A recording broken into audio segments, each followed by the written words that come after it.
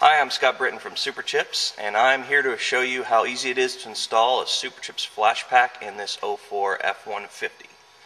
This particular model has options of 3 different power settings, and also you can do tire, gear options. You can do transmission settings for shift points and shift firmness. You can also do rev limiter and speed limiter with this model. Now, you Chevy and Dodge guys have a lot of accessories as well. First thing I'm going to show you is how easy it is to plug it in. You use the data port, which is under the dashboard of the vehicle. So you just feel down here until you find it, and then the tuner just plugs right in. As you can see, it's powered by the vehicle's voltage. It doesn't have any internal power. And we're going to wait for this tuner to recognize the vehicle here. Alright, the first thing we want to do, the Flashpaq setup information is just if you want to set your contrast to your backlight. If you're in a dark condition, you need a little brighter, you can go ahead and do that while you're here. Or out in the daytime when it's bright, you need to drop it down a little bit, do that as well. So I'm going to exit out of this since we don't need to do that. And we're going to move on down to the next setting here, which is performance tuning. Now, the first thing we need to do with everything, this tuner can work with several different Ford vehicles, several different model years. So this tuner needs to read this vehicle's information to get to know what vehicle it's tuning. So we're going to do that right now, pressing enter. Alright, first thing we want to do is we want to read stock down at the bottom. And it's asking me to begin with the ignition off. And I have the key in, but I don't have the ignition on, so I'm going to hit OK. Okay, now it's asking me to turn the ignition on, but do not start engine. In this whole process, we do not ever want to start the vehicle's engine. So we're going to get the key to the on position, but not running. And now it's waiting. Okay, the vehicle stock has been read, and we're going to hit OK now. Okay, now we need to exit out of here, and we're going to go to change setup. Now, it's already moved us down to that cursor, so we don't need to move it right now. We'll just go ahead and select enter. The first thing we need to tune is the power level. We're going to go ahead and select that. Now, as you can see, we have 4 different options for the power level. The top 2, performance and tow safe, are both 91 octane specific, and it will let you know that as soon as you tune it. The 87 octane allows you to run 87 octane, but it also still gives you a little bit of power. It fine-tunes the vehicle and everything. And then the stock with options is basically a tire, wheel, and gear option. You have a little bit of transmission options as well with this, but there's no power. So we're going to go ahead and select the performance because we want to go fast. Performance tuning requires the use of 91 octane or better, and it reminds you right here, so that you know you need to make sure that you have 91. Okay, next thing it goes is move you down to the options, and this is where we're going to get into the transmission and all the other X. Okay, the rev limiter is the first thing, and automatically it's asking you if you want to raise that rev limiter. So if you want to go faster or higher in the revs than what the factory set you at, you have the option to do that now. So we're going to go ahead and raise this rev limiter. We want to go a lot faster. Are you running Z-rated tires? As the vehicle goes faster, it needs to have high-speed rated tires, and so it's asking you about that. We do have Z-rated tires, so we're going to go ahead and select it.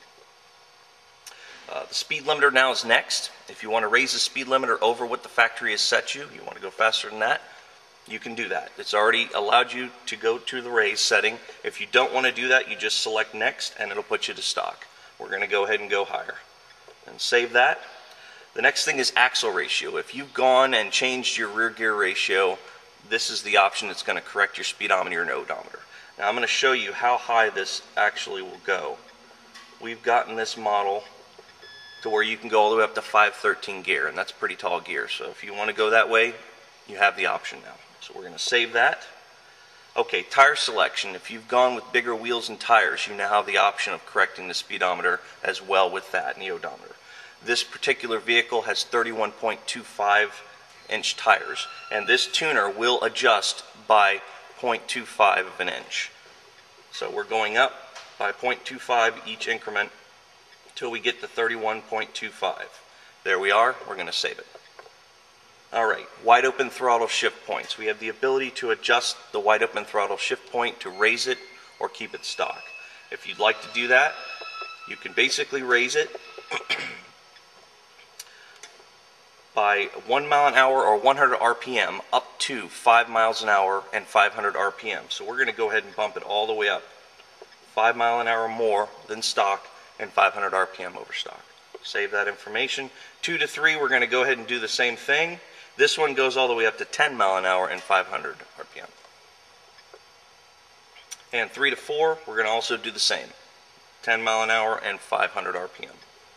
Okay, shift pressure is basically going to increase the amount of shift pressure you have in the transmission. It's going to firm up the transmission, it's going to reduce slippage, it's going to basically make the transmission shift a little bit harder, but it's going to be a lot better for the vehicle. You're also going to be able to get positive shifting at that point in time. So what we want to do is go ahead and adjust that, and you can go all the way up to 20 psi with this transmission safely without causing any damage. So we're going to go ahead and save that. The next one, 2 to 3, we're going to do the same. We want to bark the tires. Alright, so our power level and our options are finished. We're going to go ahead and exit out of here.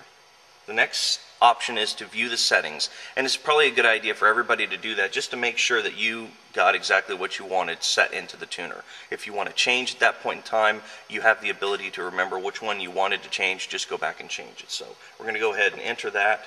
You look at the power level and the options separately, so we're going to look at the power first. Power level selected is performance, so that's good. Exit. Okay, the options. Okay, it's checking the rev limiter. It's raised like we wanted. The speed limiter is raised like we wanted.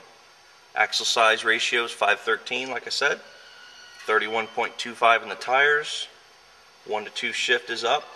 2 to 3, 3 to 4. And then shift pressure 1 to 2, 2 to 3, 3 to 4. Okay, we're done there. So we're going to go ahead and exit now.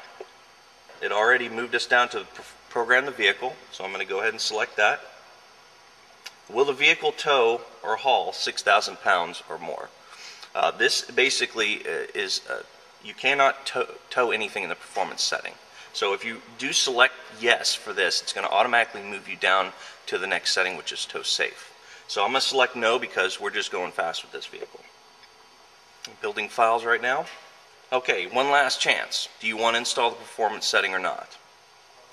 And yes. Okay, asking me to switch the ignition off and then turn the ignition forward to initialize the computer. Okay, the stock files are saved into the tuner when you read the information. That way you can go back to stock at any point in time. Right now, it's erasing the stock files from the vehicle since it has a copy in the tuner itself.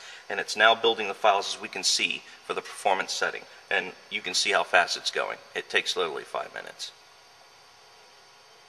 It's resetting the vehicle. And it clears all of the old DTC codes, which are the computer codes if there were any trouble codes. Okay, turn the ignition off once more. You may now remove the tuner. Hit OK, and you're done. Just unplug the unit, and you're ready to go.